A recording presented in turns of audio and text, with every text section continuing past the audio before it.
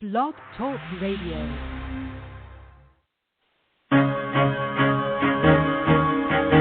Carol the Coach. Sex, love.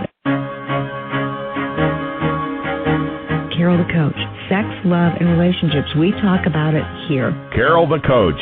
Compassion with contemporary relevance. I am a psychotherapist. I can be your personal life coach, and I can help you with your issues. There are no problems too small or too big. You can talk about anything. Speaker, columnist, radio TV host, and commentator.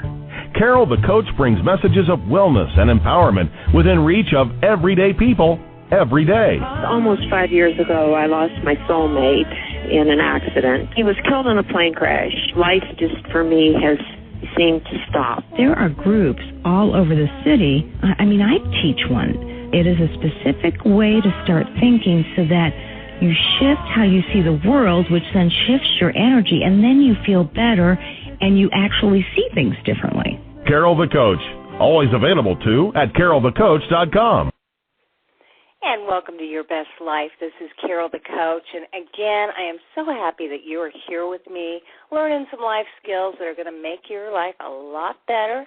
And it can be tough when you're trying out some new skills that you know deep down in your heart you are supposed to be practicing, but you're afraid that you might be hurting the other person's feelings. You don't want to offend anybody. You don't want to make waves. You hate conflict. You avoid it at all costs. And therefore, you cannot be your authentic self.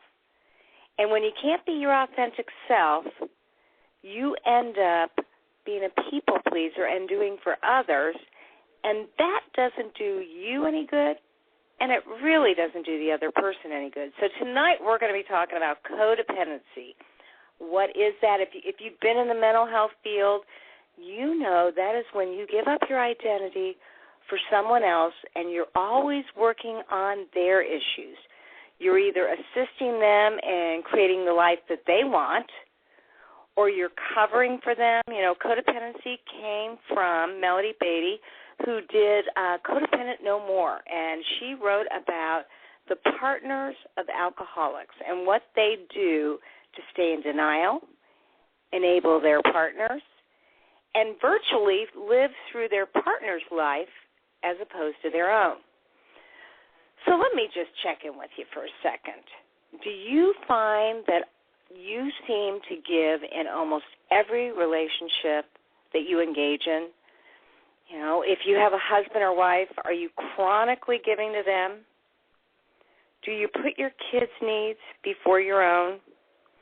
Are you the person that calls and checks in with your friends to make sure that they're not mad at you, and you check in to see how they're doing, and then you realize that, hey, they haven't asked one thing about your life. They haven't checked in with you, and they certainly haven't checked in with feelings. You know, a true codependent really doesn't know how to talk, trust, or feel. So tonight we're going to be talking about how do you break some of those old habits, what are some new behaviors that you actually know that you need to apply to your life, and maybe it's been difficult, and that's why you're listening to this show. And we're going to be interviewing somebody who I happen to know very well.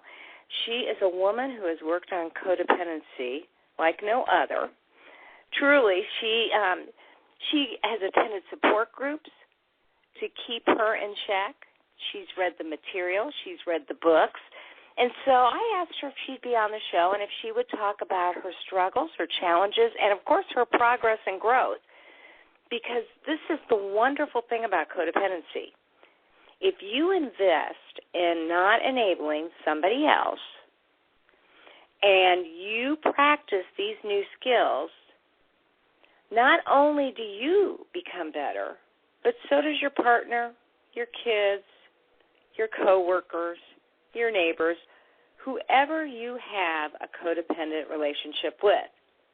Now, I'm not saying it's easy, and I'm not saying that they don't struggle to some degree, but clearly it helps them to become more independent or interdependent, And it allows them an opportunity to master some things that perhaps you've been doing for them. You know, I'm a big believer in the motto, when you help, you hurt. Now, that doesn't mean you can't give somebody a hand up and you can't give to them when they're in need. I'm not talking about occasionally being there for somebody else. But if you find yourself doing that 24/7, or you find that you have these patterns where you do that with everybody, then more than likely you suffer from the disease of codependency.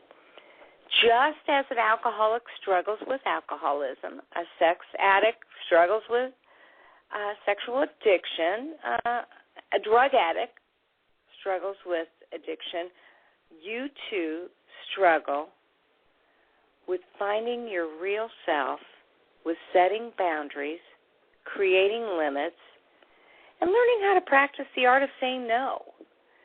You know, women in particular have trouble saying no and setting boundaries. They inherently tend to rescue others. So if you're one of those people, if you chronically put others' needs before your own and you have difficulty even knowing what your needs are, again, this show is exactly for you. So get out your Carol the Coach manual so that you can live your best life. We're going to be writing some things down. I hope that you've written down the number 1-760-683-2646 because that is the number that you're going to need to call in if you have any questions during this show. Again, that number is 760-683-2646. And, I would encourage you to feel free to call in and get those needs met. You know, when I look at a woman or a man and I say, well, what are your needs? And they give me that, oh, my gosh, they have their deer in the headlights look, I know that probably they don't even have a clue as to what their needs are. So I'm going to ask you to break it down into 6 categories for tonight. And I'm going to check in with you to see if you're meeting any of those 6 areas, the needs in any of those. So let's just break it down. And we're going to be talking about this again next week because it's all about having a semi-healthy balance. You know, if you're a young mom and you have 3 kids, your life probably is mostly all about the kids. That's what it's supposed to be, and I don't expect for you to be able to attend to your needs first and foremost. That is not developmentally appropriate, and it's not appropriate for the family. But a lot of you are middle-aged or even baby boomers, and the kids are grown, and you have taken on the responsibility of caring for the grandkids. You know, it wasn't enough that you raised your own family. Now you're doing it with your kids' kids. And you have every right to really spend time getting to know yourself. Now, those 6 needs are the emotional needs, the intellectual needs, the social needs, the physical needs, the spiritual needs, and the purposeful needs. That was pretty good. I just did that off the top of my head. I don't have any cheat sheets here, at least not in terms of those needs. So let's go over one more time. There are 6 basic needs. And I want you to think about what you do to meet each one of those pieces of the pie that make up that entire circle. Again, there's social, emotional, physical, intellectual, spiritual, and purposeful. You know, we all need to have a purpose in our life. Maybe that is being a full-time student. Maybe that is being the mother of 4. Maybe that is being the provider in your family. Maybe that is Bible school. or Sunday school. You know, it can be anything, but it really has to give you that sense of meaning. And when you've met that purpose, then you know that, you know, you have the right fit.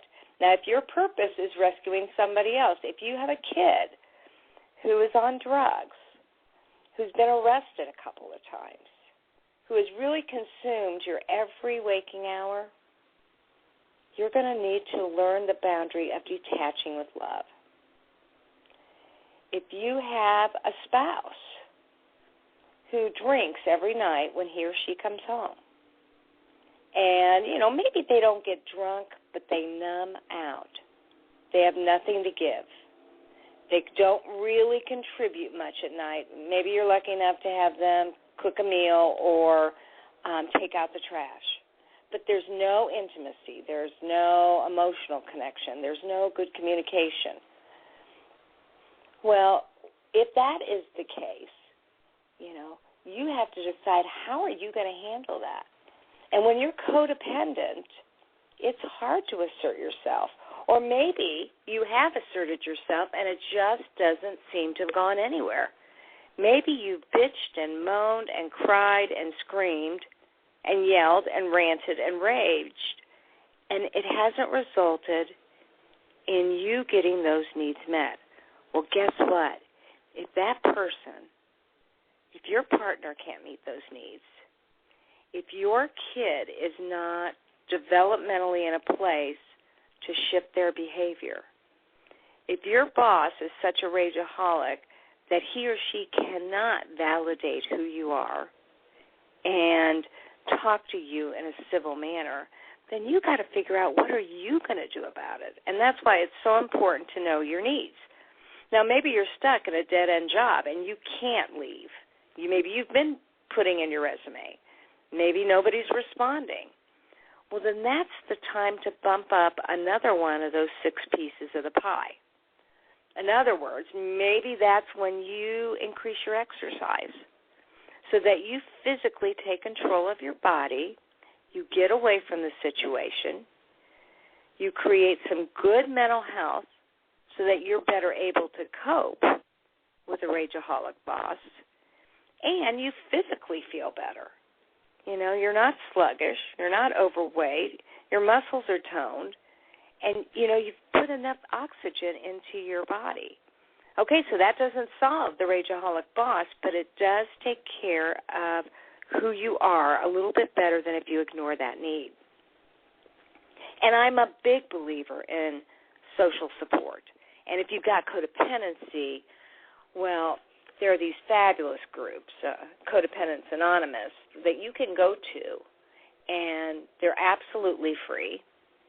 They ask for a donation. Most people give $1, and that pays for the literature that goes to the new newbies that come to the group. And what you clearly learn is, you know, how do you stay in your own life and get out of the lives of others? How do you stop giving so much when your whole life has been invested in somebody else?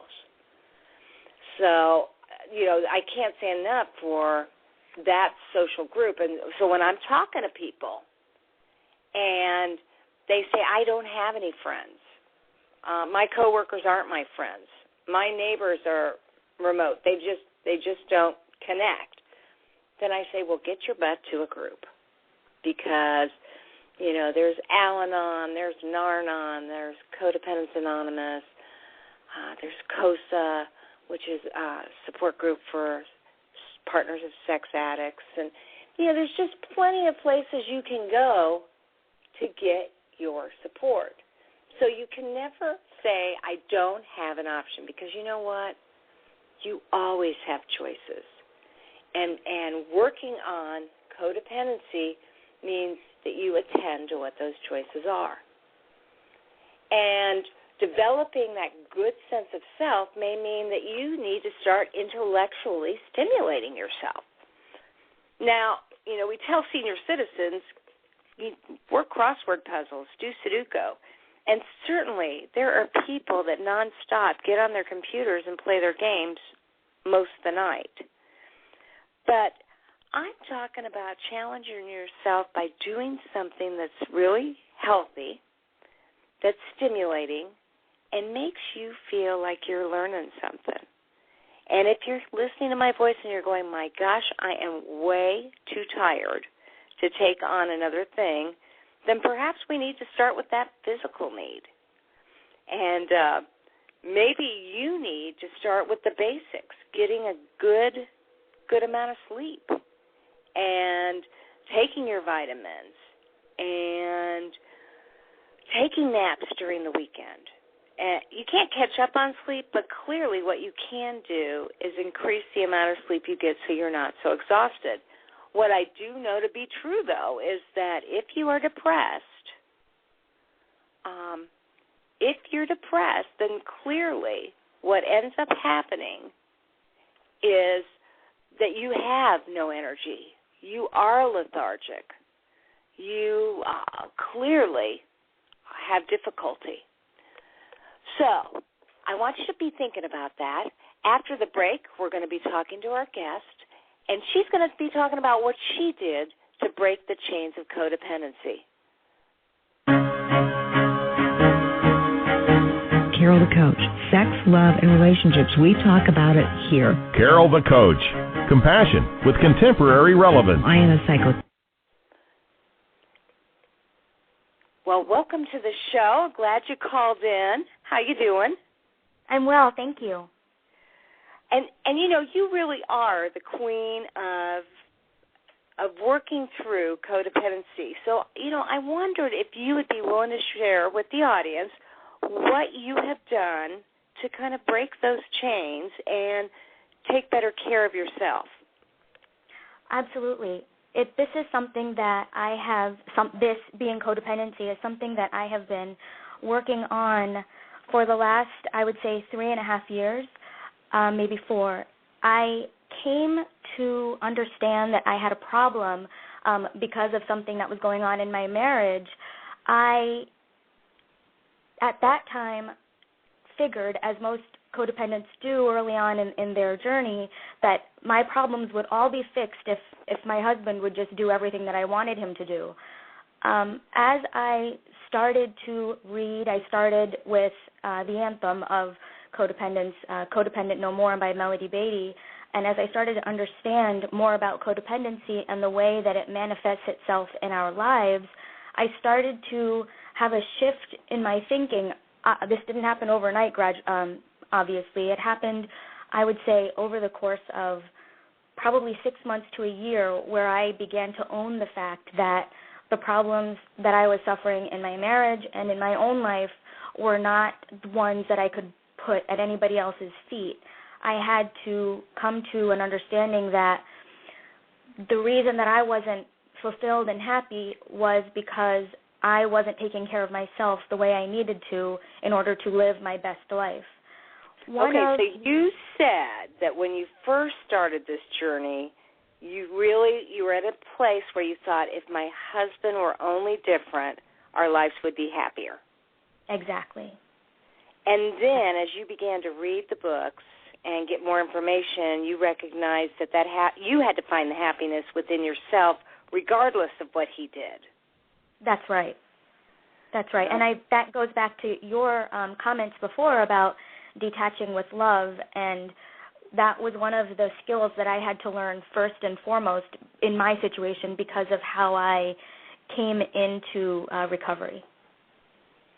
Okay. So then he was participating in something that, I mean, it was like drinking or gambling or sexing or something that was interfering in your life.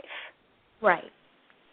Okay. And how did you feel when that was going on? I mean, did it consume you? Did you just get depressed and sleep all the time?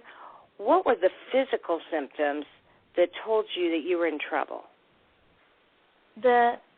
First of all, psychologically, I was definitely consumed with whatever he was thinking and doing, and I became sort of an investigator, always checking on, what was going on and looking at his emails and trying to understand what was happening with him. And whenever I would even get an inkling that there was maybe something going on. I had severe physical symptoms. I would literally get sick to my stomach.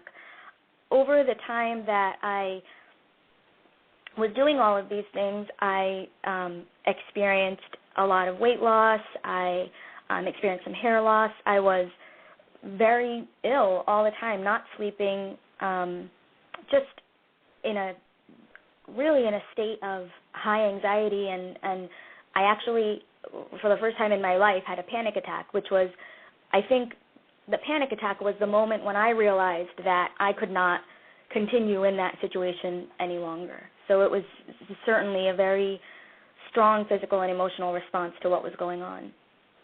And you brought up a good point, because there's a lot of therapists out there that say, if your husband's cheating, if he's spending too much money, if he's gambling, if he's drinking, you have every right to check a cell phone or get online and check his emails, or, go to his bank account and take a look at that.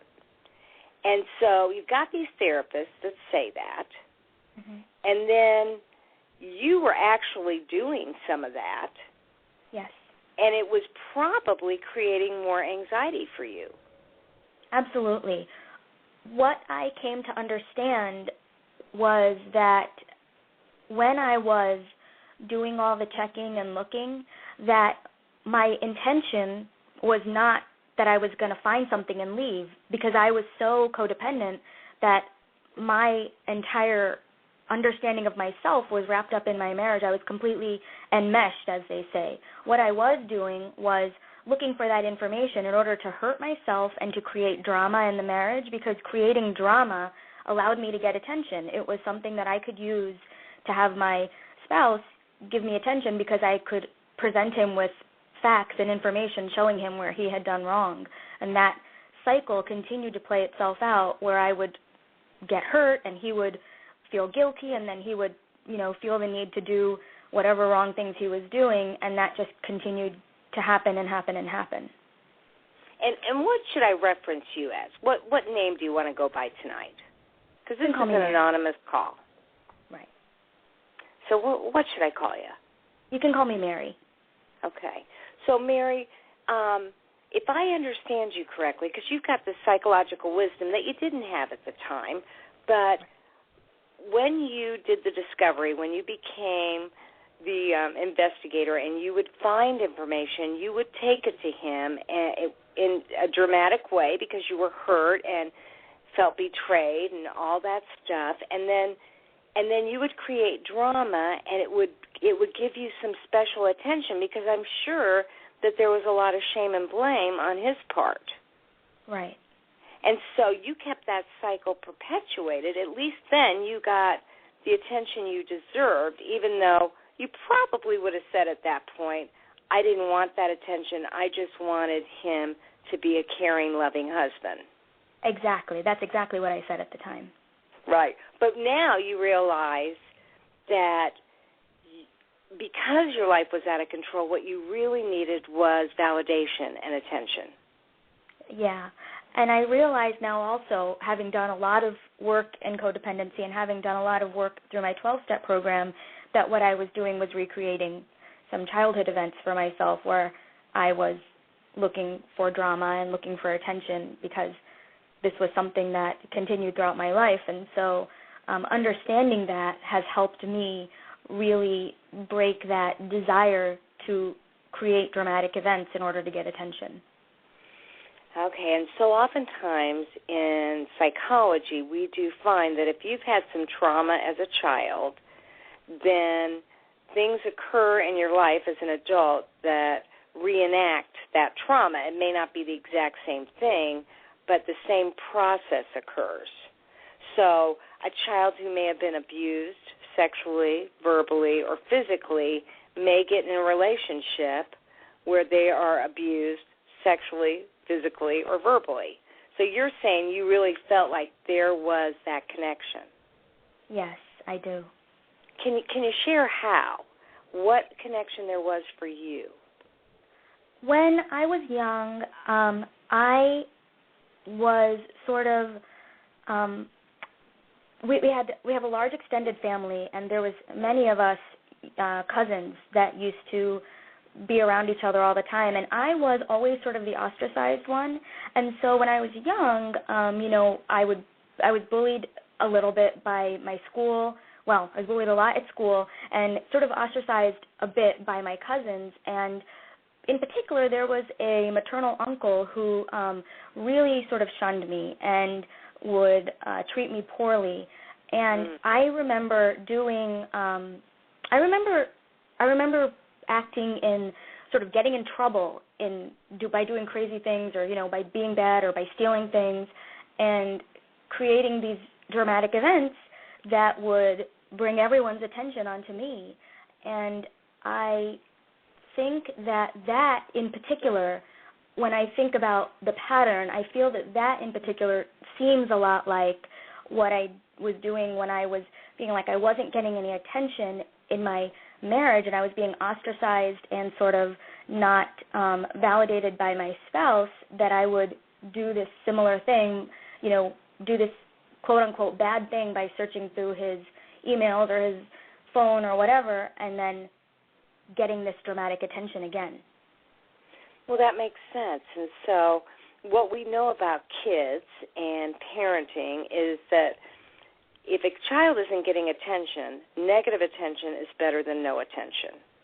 And so here you were feeling invisible or ostracized from the rest of the group, and when you acted out, you at least got everybody to notice you and pay attention to you, even if one would have looked at that and said, well, why would you want that? There was that psychological need to be noticed. And then you did the same thing in your marriage when your husband appeared to be out of control with his behavior, and then you could point that out, that his blame and shame would focus on you, and you would keep that cycle going. Right.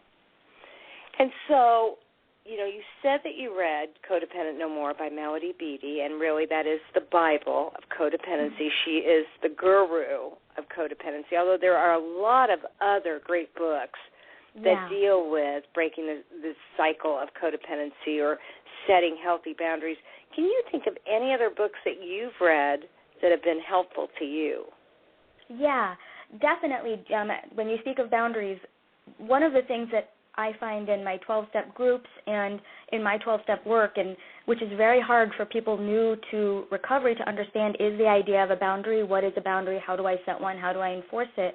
And it was something I struggled with for a long time, but I read, there's two, Boundaries, the name of the book, and also Boundaries in Marriage by Cloud and Townsend. And both of those are exceptionally well written. They really very clearly lay out what boundaries are, how to enforce them, what is the psychological purpose and need for a boundary. So I really, really do like that book. Another book that I like, also by Melody Beattie, is called The Grief Club. And the reason I like that book is that it helped me understand the things in my life that I felt that I had lost or that I needed to grieve, the loss of innocence, the loss of my dreams of what I thought my marriage was going to be like, the loss of any number of things, and how to go about understanding that grief so that you can move past it and move past the resentment and shame and guilt. The other and last one that there's two more probably, Homecoming by John Bradshaw, which is a book that helps people understand how to put their childhood into perspective as a part of their entire existence, to see how maybe things that happened in your childhood might have contributed to your codependent or addictive behaviors as an adult. And finally, these are actually books by a Buddhist monk, but his name is Thich Nhat Hanh, and he does a series of books. The one that I like in particular is Answers from the Heart. And the reason I like it is because it really teaches the idea of mindfulness, not even so much the religious or spiritual aspect as much as understanding that everything we do requires our full attention, and when we don't give our full attention in any moment, that's when especially for those of us who are codependent and who rely on these codependent patterns, that when you don't really pay attention to what you're doing, it's easy to fall back into some of those old behaviors because they're so well ingrained. So that idea of just being really purposeful and mindful, I'm not saying I do it well 100% of the time, but certainly 70 or 80% today is a 70 or 80% better than where I was a few years ago. Well, yeah, and as you were talking, I was thinking about how so oftentimes there is a whole theoretical belief for therapists, and especially marital therapists, that we pick our partners based on our childhood wounds.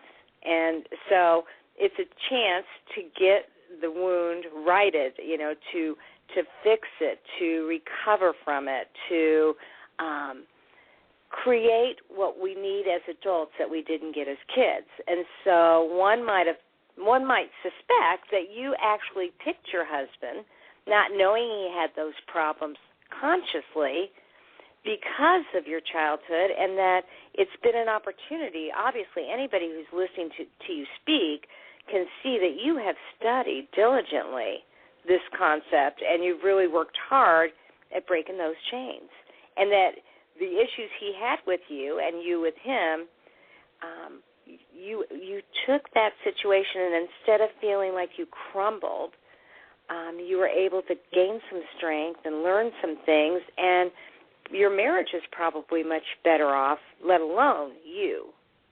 Absolutely.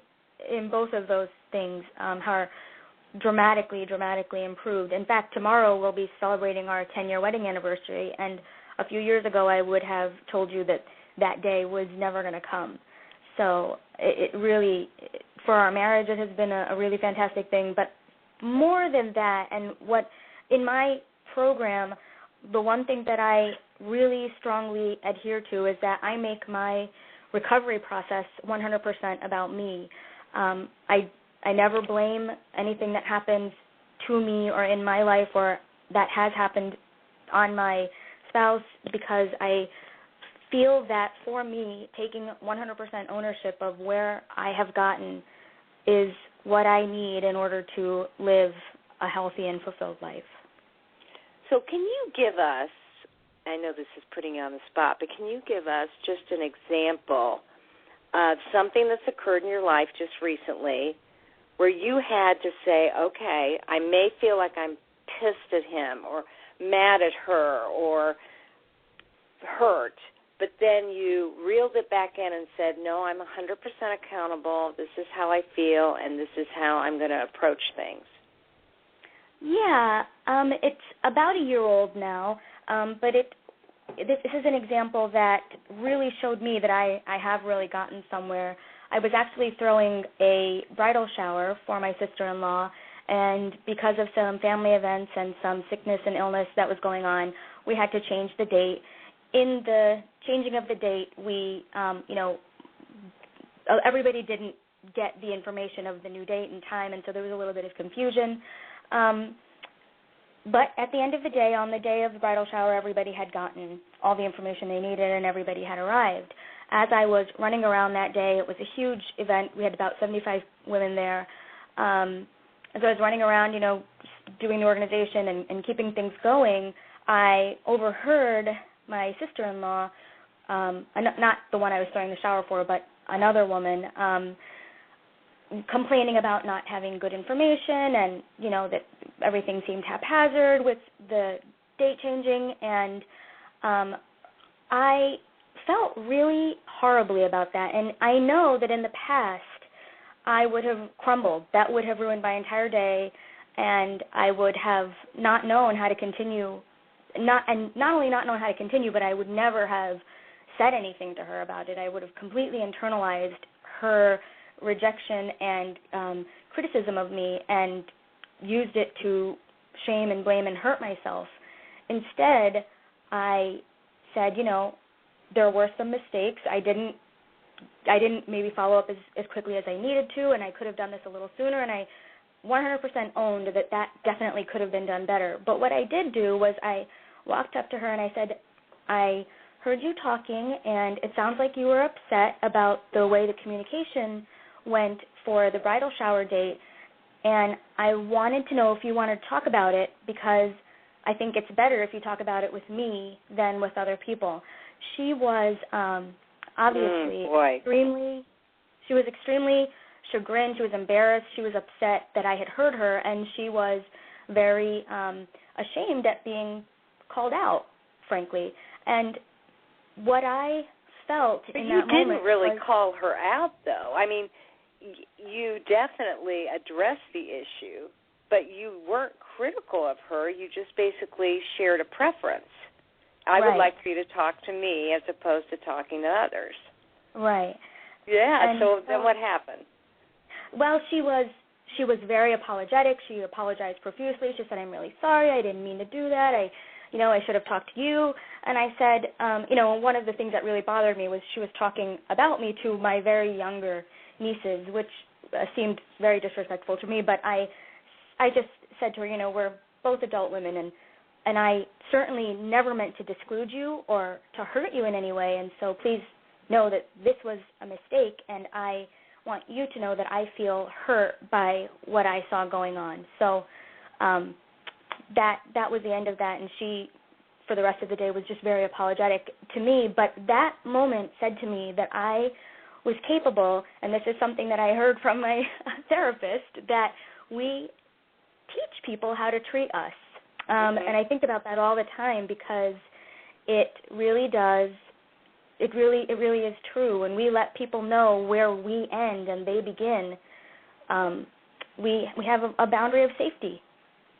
Well, yeah, and, I don't know if you heard me earlier say that people that are codependent usually grew up in families where they were either invisible or the other extreme occurred. They took care of everybody and did everything, and they were surrogate parents. And so oftentimes if you're invisible, you don't get validated, and so you really don't know who you are. You don't know who to trust, what to say, or how to feel.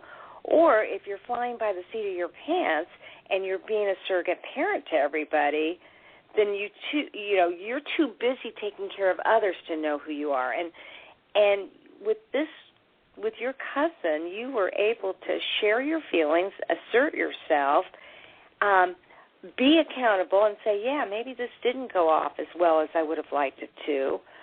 However, let's you and I talk about it. And that was really good emotional maturity on your part. I'm glad you were able to see what progress that you have made. Now, do you think you had difficulty talking, trusting, and feeling as a kid? Absolutely. Absolutely. Those, whenever I talked, it was, I don't even know how to say this in a way which makes sense to people, but I was a fantastical liar. I would make things up because I was so starved for somebody to pay attention to me that I would tell people anything that I thought they wanted to hear. Trusting, I think my sense of trust was, I don't even know that I had a sense of trust because I gave it to everyone. I was so starved for some kind of attention and affection that I incorrectly trusted anyone that came in my path. And so in terms of those things, it was absolutely skewed, and I had no sense of how to do any of those things correctly. Okay, and so you're saying that through the 12-step program and your therapy and your reading, you began to not only learn about boundaries and limits and assertiveness, but you also figured out how to trust people, how to talk, and certainly how to feel. Absolutely. One of the promises of the program, I'm sorry, one of the promises, go ahead. No, I was going to say that I want you to talk a little bit about the program. So go ahead. You said one of the promises is? One of the promises is that as we learn to heal in this program, that we learn to talk to our family in a way which is safe for us and respectful of them. And that is definitely one of the areas that I really feel that I have seen a great improvement. I mean, there are 12 promises, and I would say that in large part they have all come true in my life. But this program, just going back to the very beginning, is a program that requires us to take a really hard look at our own lives and our own behaviors in order to understand in a non-shaming way where and how we developed these characteristics or patterns of behavior that keep us from being as happy as we really want to be. The 12 steps can sometimes be difficult for people because they feel that there's some kind of religious undertone, and there certainly can be. I myself am not a Christian. However, I feel that this program, if you are open to it and just allow the principles of the program to come into your life, that you can have a tremendous transformation by applying the principles of, just letting go of the things that hold you back. There are 12 steps, why it's called 12-step program, and there are meetings.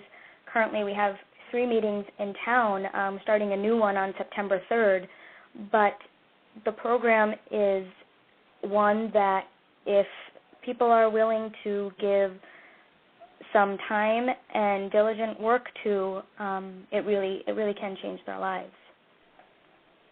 Well, and you're somebody that I typically use to hook up with people who may be afraid of going to a program, because what I get so often, both in my own groups that I run or in referencing 12-step groups, I get people that say, oh, I'm not a group person. I don't want to go and talk to other people.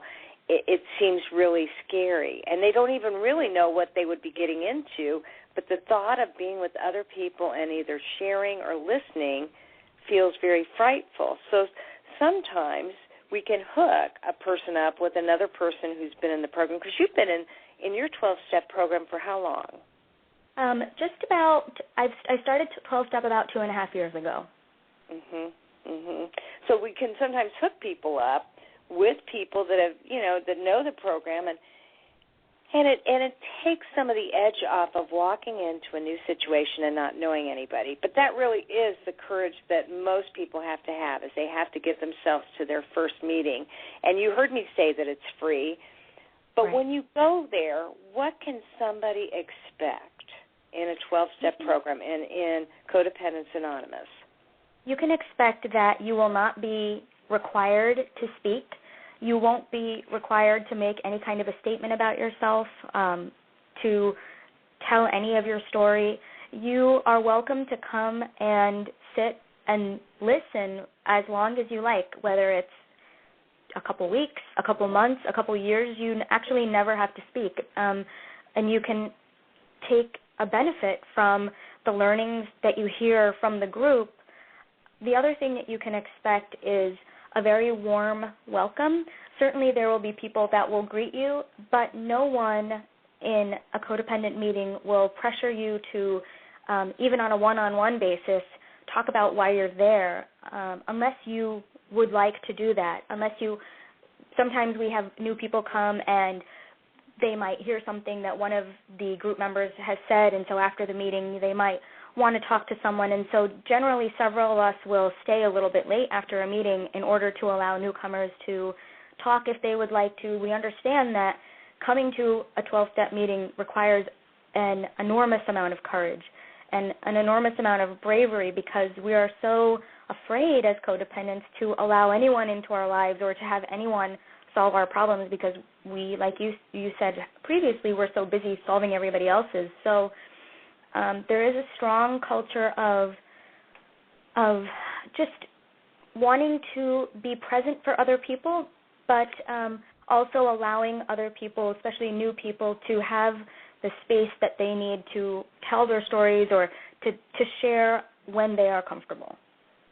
Yeah, and sometimes when I've made referrals, Mary, and I've made them to Al-Anon, Alcoholics Anonymous, for the loved one of somebody who has a drinking problem, or Nar-Anon, which is for people that, use drugs, the person will come back to me and they'll be really mad, and they'll say, I cannot believe you sent me to that group.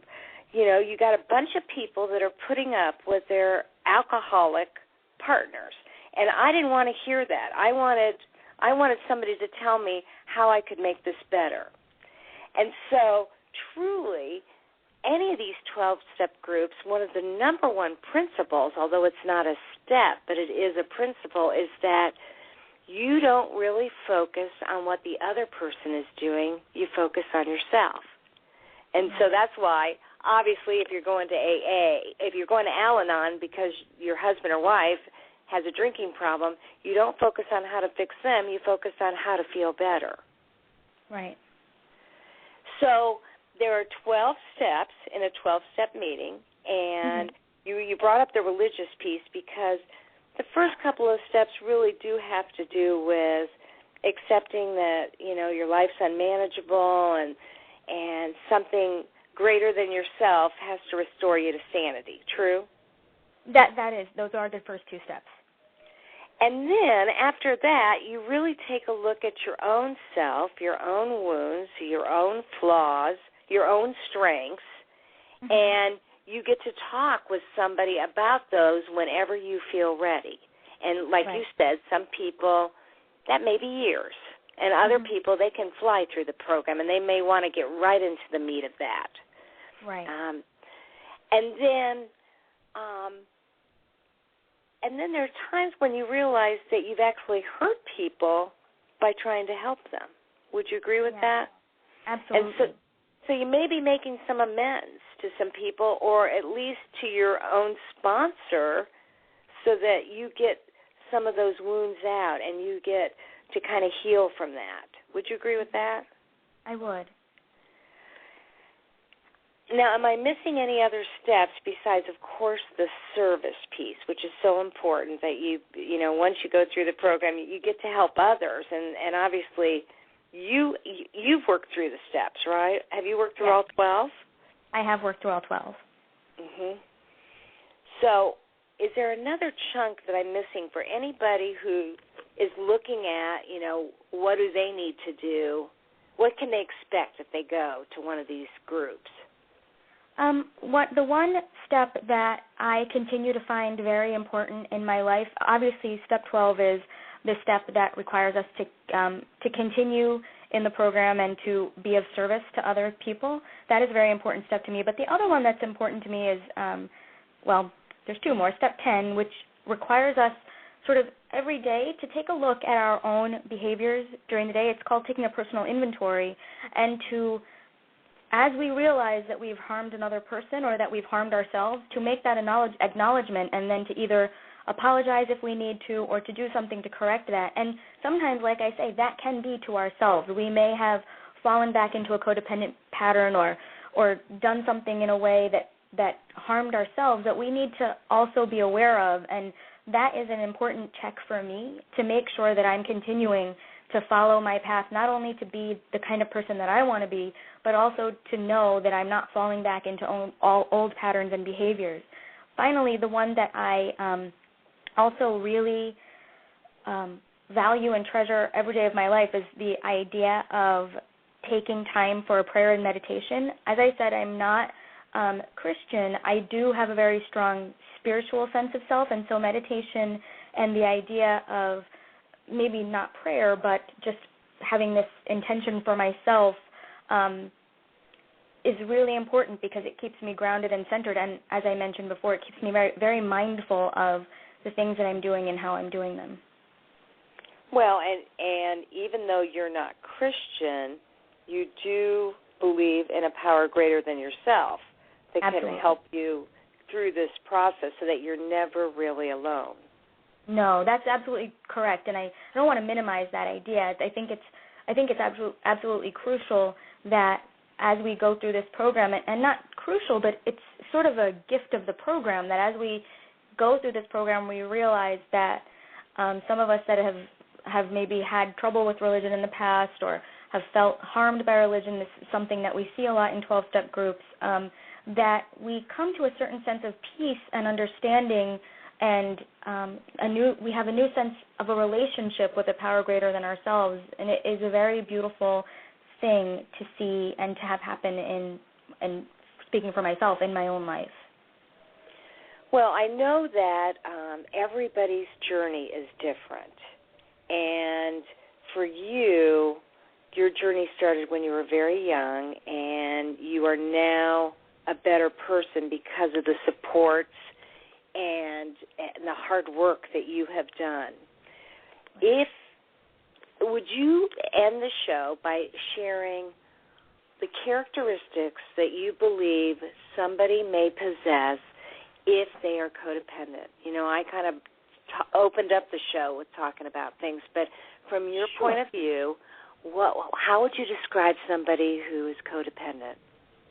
Somebody who is codependent, and I'm quoting a little bit here from the patterns of codependency, because I truly believe that codependence is sort of a syndrome of different characteristics and behaviors.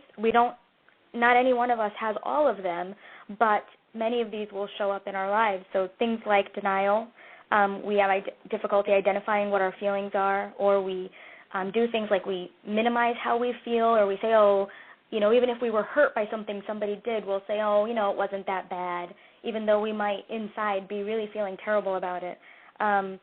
We consider ourselves completely unselfish. We'll do for others, and we'll completely give all of our day, and then at the end of the day we feel completely spent, and our house is a mess, and we're eating Burger King, but we've done all these things, wonderful things for other people.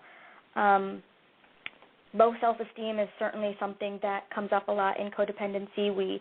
That manifests itself in difficulty making decisions, even when it comes to things like going to restaurants. I remember in my own life, deciding where to go out to eat was, where do you want to go? It's okay if I had that this morning. I'll have it again. It's just things like that. We are never good enough. Everything that we think or say or do will never be up to a high enough standard. We're embarrassed when people try to praise us or give us any recognition. We have needs and desires and wants of our own, but are never able to give voice to those things. Some of the other things are that we just don't fundamentally perceive that we ourselves are lovable or worthwhile or deserving of any attention or love. Another group of characteristics would be compliance. Some of these would be that we compromise our own values and our own integrity in order to avoid rejection or in order to avoid somebody else's anger. We will be extremely sensitive to how other people feel, and then when we get the sense that somebody's feeling a certain way, we're kind of like chameleons. We feel the same way.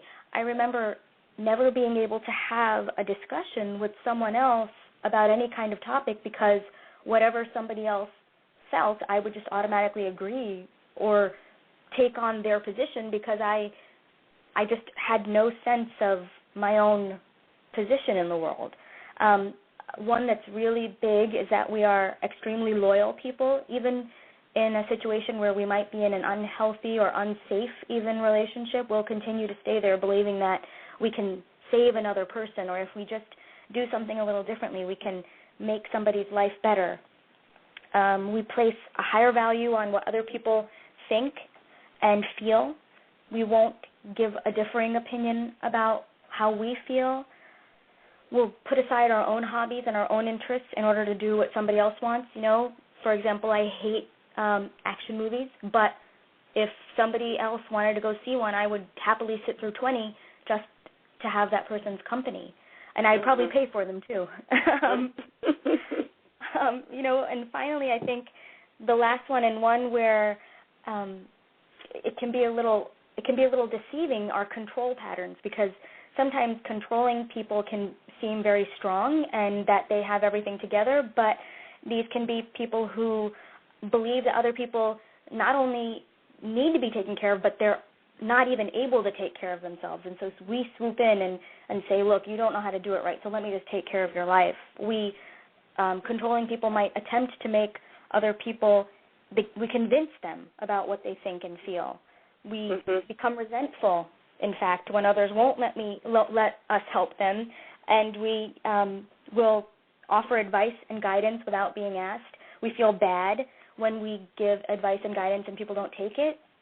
Giving gifts and favors without being asked, or lavishing them on people. This is something that comes up a lot in meetings where people will spend lots and lots of money on other people in the hopes that spending this money and giving these things to people will create this bond.